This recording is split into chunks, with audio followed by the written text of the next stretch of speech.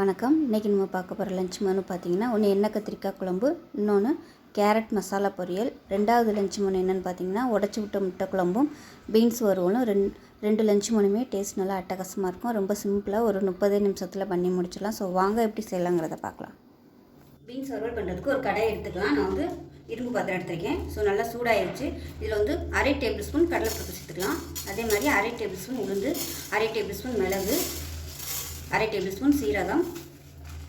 இதோட காரத்துக்கு ஏற்ற மாதிரி வரமிளகா சேர்த்துக்கோங்க. நான் வந்து ஒரு 8 வரமிளகா எடுத்துருக்கேன். இது வந்து கலருக்காக மட்டும்தான், காரம் இருக்காது. என்கிட்ட சாதாரண மிளகாத்தூள் வந்து இல்லை, அதனால் நான் வந்து இதை சேர்த்துருக்கேன்.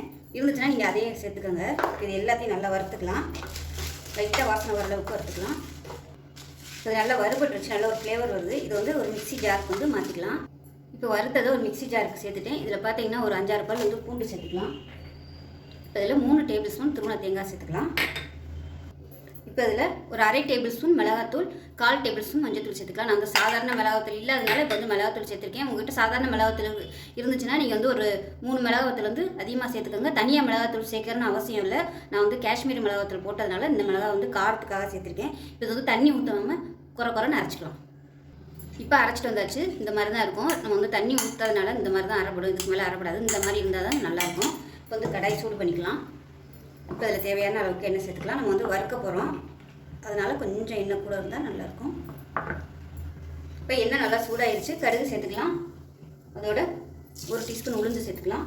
கொஞ்சமாக கருவேப்பிலை சேர்த்துக்கலாம். கடுகு உளுந்து நல்லா பொடியாக ஆரம்பிக்குது. இந்த ஸ்டேஜில் பீன்ஸ் வந்து ஒரு 150 கிராம் எடுத்துருக்கேன். இந்த சைஸுக்கு கட் பண்ணிக்கோங்க. ரொம்ப பொடியாக கட் பண்ண வேணாம். இதை சேர்த்துக்கலாம். இப்போ உப்பு சேர்த்துக்கலாம் தேவையான அளவுக்கு. காயில் உப்பு பிடிக்கிறதுக்கா இப்போவே உப்பு சேர்த்தோம்னா தான் பிடிக்கும். இதுக்கு வந்து தண்ணியெல்லாம் ஊற்றணும்னு அவசியம் இல்லை. விருப்பப்பட்டால் நீங்கள் வந்து தெளிச்சுக்கலாம். லைட்டாக ஒரு டேபிள் ஸ்பூன் அளவுக்கு தெளித்து விட்டுட்டு அப்படியே மூடி வச்சிடலாம். ஏன்னா இது வந்து ரொம்ப குழையக்கூடாது. குழஞ்சிச்சுன்னா நல்லா இருக்காது. பீன்ஸ்லேயே பார்த்தீங்கன்னா 2 பீன்ஸ் இருக்கும். இன்னொன்று வந்து நார் அதிகமாக இருக்கும். அந்த பீன்ஸ் வந்து எப்பயுமே நல்லா இருக்காது. பொரியலுக்கு இந்த மாதிரி வறுவலுக்கலாம். இந்த மாதிரி இது வந்து நாட்டு பீன்ஸ்னு சொல்லுவாங்க. இந்த மாதிரி பார்த்து கலருமே பார்த்தீங்கன்னா இது நல்லா டார்க்காக இருக்கும். அது வந்து லைட்டாக இருக்கும். எப்பவுமே இந்த பீன்ஸ் தான் வாங்கணும், நல்லா இருக்கும் பொரியலுக்கலாம். இதை வந்து மூடி வச்சிடலாம். இப்போ இதில் பார்த்தீங்கன்னா 1 டேபிள் ஸ்பூன் அளவுக்கு தான் தண்ணி வந்து மேலே ஆஃப் அந்த மாதிரி தெளித்து விட்டுட்டு மூடி வச்சிடலாம். தண்ணி ஊற்றிட்டு நல்லா ஒரு கிளறி விட்டுட்டு அப்படியே மூடி வச்சிடலாம். அந்த தண்ணியிலேயே வெந்துடும். கொஞ்சமாக தண்ணி ஊற்றிட்டோம்னா அதிலே வந்து மூடி போட்டோம்னா வெந்துடும். அதே மாதிரி அதிகமாக தண்ணி ஊற்றிட்டோம்னா குழஞ்சி போகும். அதுக்காக கொஞ்சமாக தண்ணி ஊற்றிக்கோங்க. அப்படியே மூடி வச்சிடலாம். இப்போ பீன்ஸ் வந்து வெந்துட்டுருக்கு. இந்த ஸ்டேஜில் சும்மா 1 டேபிள் ஸ்பூன் அளவுக்கு வெங்காயத்தை மேலாப்பில் தூவி விட்டுக்கோங்க. இது வந்து சேர்க்கணும்னு இல்லை, சேர்த்திங்கன்னா கொஞ்சம் நல்லாயிருக்கும். அதனால் முதலே சேர்த்தோம்னா ரொம்ப அப்படியே கருகி போயிடும். அதுக்காக இந்த ஸ்டேஜில் சேர்த்தோம்னா இன்னும் நம்ம பொடியெல்லாம் போட்டு வறுக்கும்போது கரெக்டாக வந்துடும்.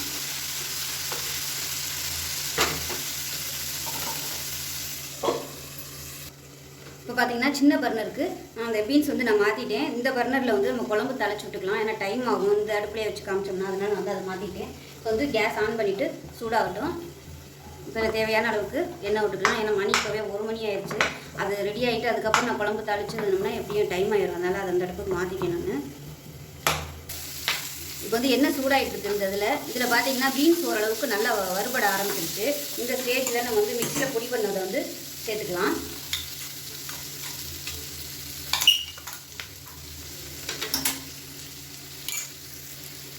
இப்போ இதையும் சேர்த்துட்டு நல்லா அப்படியே பரட்டி விட்டுக்கோங்க. பரட்டி விட்டுட்டு இந்த மசாலா எல்லா பீன்ஸ்லேயும் படுற மாதிரி பரட்டி விட்டுட்டு திருப்பி மூடி வச்சிடலாம். இப்போ தேங்காய் எல்லாமே நல்லா அப்படியே ரோஸ்ட் ஆகி வரணும். பீன்ஸ் வந்து இன்னும் வேகணும். இப்போ இது கரெக்டாக இருக்கும். இது எல்லாம் வெந்து வர்றதுக்கு கரெக்டாக இருக்கும். இப்போ இந்த ஸ்டேஜில் உப்பு பத்தலைன்னா நீங்கள் உப்பு சேர்த்துக்கலாம். உப்பு லைட்டாக பத்தாத மாதிரி இருக்குது, அதனால் மேலே உப்பு சேர்க்குறேன். சேர்த்துட்டு அப்படியே மூடி வைக்கலாம். அது வாட்டுக்கு நல்லா அப்படியே ரோஸ்ட் ஆகிட்டே இருக்கட்டும். குறைச்சி வச்சுக்கலாம். இப்போ இதில் எண்ணெய் நல்லா சூடாகிடுச்சு. 1 டீஸ்பூன் சோம்பு சேர்த்துக்கலாம். 1 டீஸ்பூன் சீரகம் சேர்த்துக்கலாம். ஒரு 10 மிளகு சேர்த்துக்கலாம். இப்போ இதில் ஒரு 5 பூண்டு வந்து தட்டி வச்சுருக்கேன். அதே மாதிரி 5 வெங்காயம், சின்ன வெங்காயம் தட்டி வச்சுருக்கேன், அதையும் சேர்த்துக்கலாம். அது கூடவே 2 பச்சை மிளகாய் 2 கீரை சேர்த்துக்கலாம். இதோட ஒரு கைப்பிடி அளவுக்கு பெரிய வெங்காயம் வந்து பொடியாக கட் பண்ணதை சேர்த்துக்கலாம். சேர்த்து நல்லா வதக்கி விட்டுக்கலாம். இப்போ வெங்காயம் நல்லா வதங்கிடுச்சு. அடுப்பு குறைச்சி வச்சுக்கோங்க. குறைச்சி வச்சுட்டு இப்போ நம்ம மசாலா தூள் சேர்த்துக்கலாம். குழம்பு மசாலா தூள் சேர்த்துக்கலாம். 2 டேபிள் ஸ்பூன் சேர்க்குறேன். குழம்பு மசாலா தூள் இல்லை அப்படிங்கிறவங்க கடையில் வைக்கிற முட்டை மசாலான்னு அது கூட நீங்கள் சேர்த்துக்கலாம். அது ஒரு 2 டேபிள் ஸ்பூன் சேர்த்துட்டு எக்ஸ்ட்ரா வந்து மிளகாத்தூள் சேர்த்துக்கலாம். இப்போ 1 டேபிள் ஸ்பூன் மிளகாத்தூள் சேர்க்குறேன். கொஞ்சம் இது வந்து காரம் கம்மியாக இருக்கனால ஒரு 1/2 ஸ்பூன் வந்து எக்ஸ்ட்ரா சேர்த்துக்கிறேன். எண்ணெயில் வதக்கி விட்டுக்கலாம். முட்டை மசாலா தூள் இல்லை அப்படின்னாலும் சிக்கன் மசாலா இருக்கும், சிக்கன் குழம்பு மசாலா, மட்டன் மசாலானா அது கூட நீங்கள் சேர்த்துக்கலாம். இப்போ வதக்கியாச்சு. மீடியம் சைஸாக ஒரு 3 தக்காளி மிக்சியில் அடிச்சு வச்சுருக்கேன், அதை சேர்த்துக்கலாம். இதையும் சேர்த்து எண்ணெய் பிடியே வதக்கி விட்டுக்கலாம். இப்போ பார்த்தீங்கன்னா தக்காளி நல்லா வெந்துட்டு இருக்குது. இந்த அடுப்பில் வந்து தண்ணி வச்சுருக்கேன், அதாவது குழம்பு ஊற்றுறதுக்காக தண்ணி சூடு பண்ணி வச்சுருக்கேன். இந்த அடுப்புக்கு வந்து பீன்ஸ் மாற்றிட்டேன். பீன்ஸ் வந்து நல்லா வறுபட்டுருச்சு, நல்லா ரோஸ்ட் ஆகி வந்துருச்சு, அமர்த்திட்டேன். அது வந்து கேமராவில் ஃபுல்லாக கவர் ஆகுமா என்னன்னு தெரியல, அதனால அதை காமிச்சேன். அப்போ வந்து நான் அமர்த்திட்டேன். மேலாப்பில் கொத்தமல்லியில் போட்டு மூடி வச்சிடலாம். இப்போ இது ரெடி ஆகிறதுக்குள்ளே ஒரு 3 ஸ்பூன் அளவுக்கு துருவன தேங்காய், 1 டீஸ்பூன் சோம்பு, ஒரு 2 முந்திரி பருப்பு சேர்த்துருக்கேன். இது வந்து நைஸாக அரைச்சிக்கலாம். முந்திரி பருப்பு சேர்த்திங்கன்னா நல்ல ஒரு திக்னஸும் கொடுக்கும், டேஸ்ட் நல்லா எடுத்து கொடுக்கும். ஸோ விருப்பம் இருந்தால் நீங்கள் சேர்த்துக்கோங்க. இப்போ வந்து அரைச்சிட்டு வந்துட்டு பார்க்கலாம். இப்போ தக்காளி நல்லா வதங்கி எண்ணெய் விட ஆரம்பிச்சிருச்சு. இந்த ஸ்டேஜில் வந்து தண்ணி சேர்த்துக்கலாம். சுடு தண்ணி எவ்வளோ திக்னஸ் வேணுமோ அதுக்கு தகுந்த மாதிரி சேர்த்துக்கோங்க. நான் வந்து ஒரு 3 டம்ளர் அளவுக்கு ஊற்றிக்கிறேன். ஏன்னா தேங்காயெலாம் வேறு ஊற்ற போகிறோம், ஊற்றினோம்னா நல்லா கெட்டியாக வரும். கொதிக்கட்டும். இப்போ குழம்பு எப்படி இருக்குன்னு பார்க்கலாம். பாருங்கள், ஓரளவுக்கு நல்லா அப்படியே எண்ணெய் பிரிஞ்சு வந்துருச்சு. இப்போ இந்த ஸ்டேஜில் நம்ம தேங்காய் வந்து சேர்த்துக்கலாம். அரைச்சி வச்சுக்க தேங்காய் பேஸ்ட் சேர்த்துக்கலாம். இப்போ மிக்ஸியை அலசிட்டு கொஞ்சமாக தண்ணி சேர்த்துக்கலாம். தண்ணி வந்து ரொம்ப ஊற்றிட வேணாம், அதாவது ரொம்ப தண்ணியாகவும் இருக்கக்கூடாது, ரொம்ப கெட்டியாகவும் இருக்கக்கூடாது. கொஞ்சம் நார்மலாக வச்சுக்கலாம். முட்டை உடச்சி ஊற்றுனதுக்கப்புறமா கெட்டியாக வரும். இப்போ வந்து மீடியமான ஃப்ளேமில் கொதிக்கட்டும். அதுக்கப்புறமா நம்ம முட்டையை ஊற்றிக்கலாம். இப்போ இதில் உப்பு சேர்த்துக்கலாம். உப்பு சேர்க்கல, இப்போ தான் சேர்க்குறேன். இப்போ பார்த்தீங்கன்னா குழம்பு நல்லா கொதிச்சுக்கிட்டு இருக்குது. இப்போ இந்த ஸ்டேஜில் பாருங்கள், இப்போ எண்ணெயெல்லாம் லைட்டாக விட ஆரம்பிக்குது பாருங்கள். இந்த ஸ்டேஜில் முட்டையை உடச்சி ஊற்றிக்கலாம். 4 முட்டை வந்து உடச்சிட்டு சேர்த்துக்கலாம்.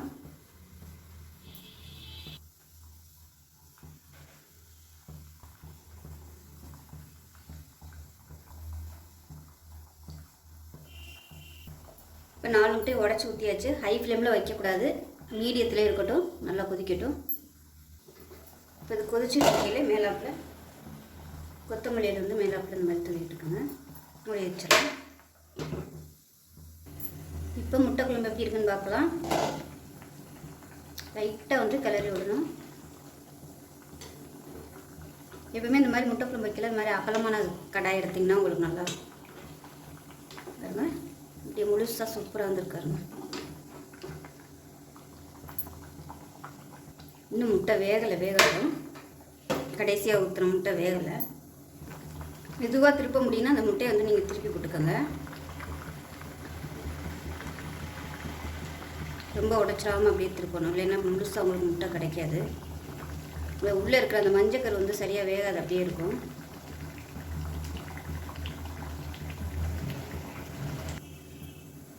இப்போ கேஸ் அமர்த்திடலாம்.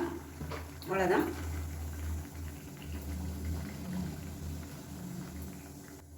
நமக்கு இப்போ அருமையான முட்டை குழம்பு ரெடி ஆயிடுச்சு.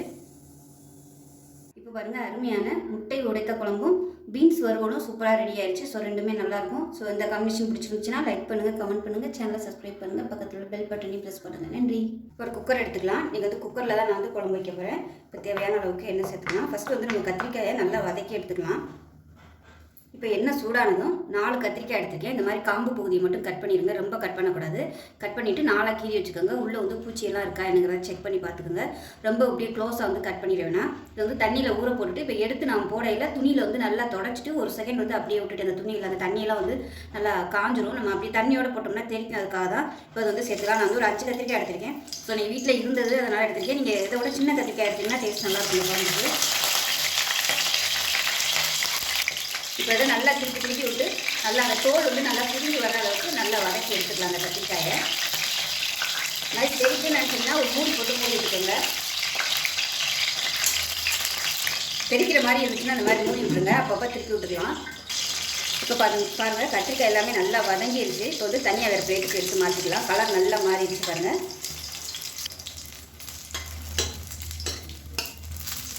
வெள்ளை கத்திரிக்காய்னு சொல்லி ஒன்று இருக்கும், நல்லா குட்டி குட்டியாக, அந்த மாதிரி கத்திரிக்காய் வந்து யூஸ் பண்ணுங்கள். எப்பயுமே இந்த மாதிரி எண்ணெய் கத்திரிக்காய்க்கு குட்டியாக உள்ள யூஸ் பண்ணிங்கன்னா தான் நல்லாயிருக்கும். ஸோ நீங்கள் வேறு வழி இல்லை, இதாக இருந்துச்சு. ஸோ இதை வச்சு நீங்கள் குழம்பு வைக்கலாம் அப்படிங்கிறதுக்காக அந்த கத்திரிக்காய் வந்து நான் எடுத்துகிட்டேன். இப்போ பாருங்கள் தனியாக எடுத்தாச்சு.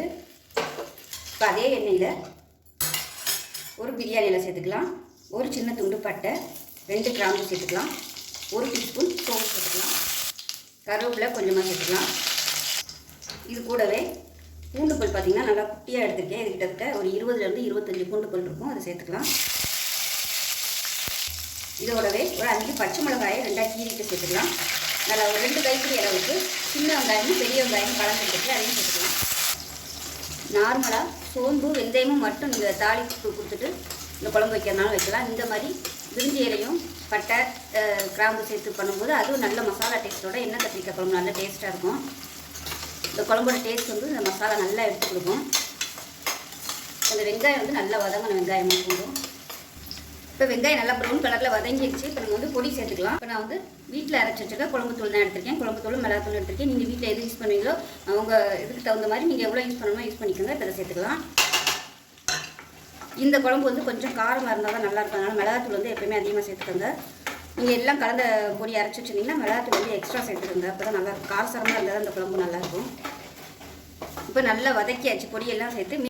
இப்போ மீடியம் சைஸாக 2 தக்காளி மிக்சியில் அடித்து வச்சுருக்கேன். அதையும் சேர்த்து நல்லா எண்ணெய் பிரிஞ்சு வர அளவுக்கு நல்லா வதக்கி விட்டுக்கலாம்.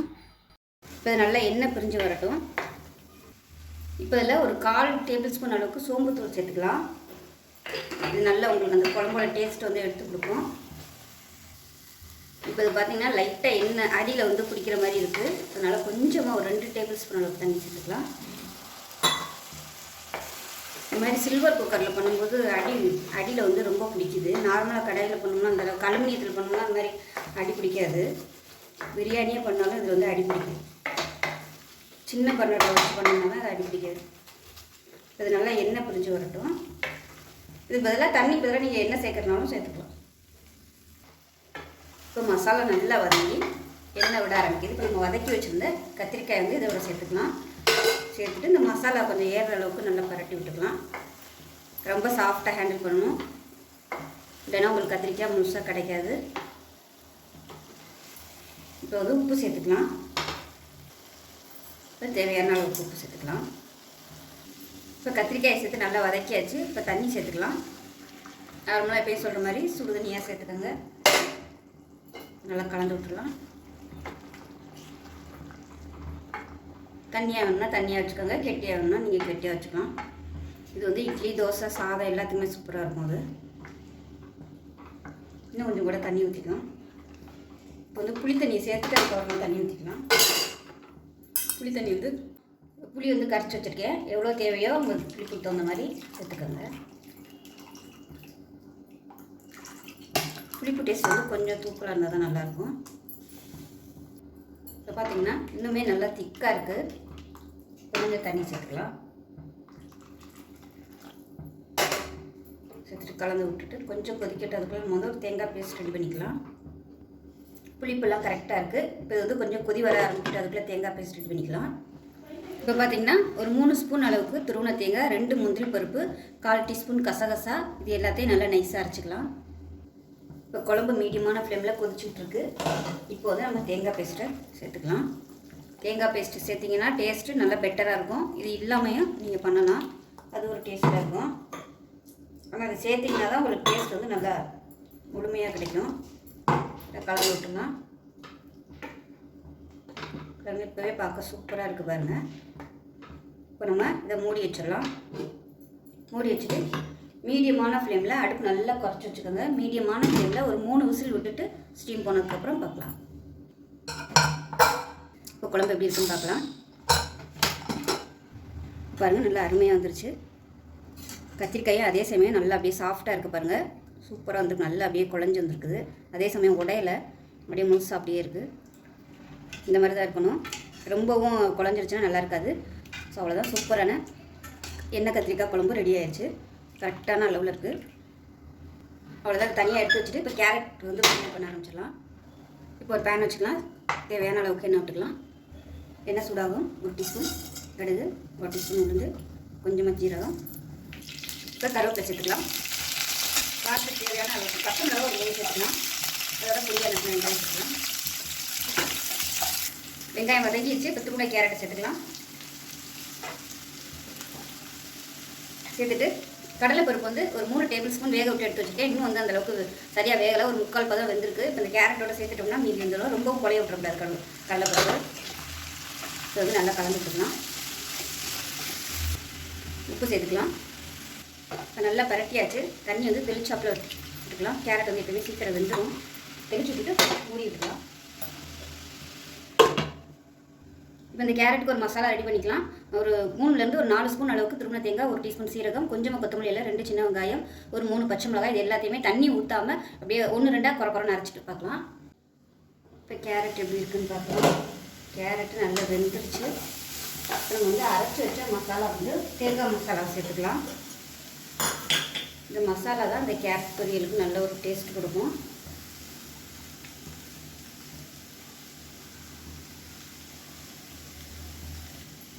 தேங்காவை இந்த மாதிரி சேர்க்கும்போது இளம் தேங்காயாக எடுக்கக்கூடாது. இளம் தேங்காயாக இருந்துச்சுன்னா உங்களுக்கு அதில் வந்து பால் தான் வரும்.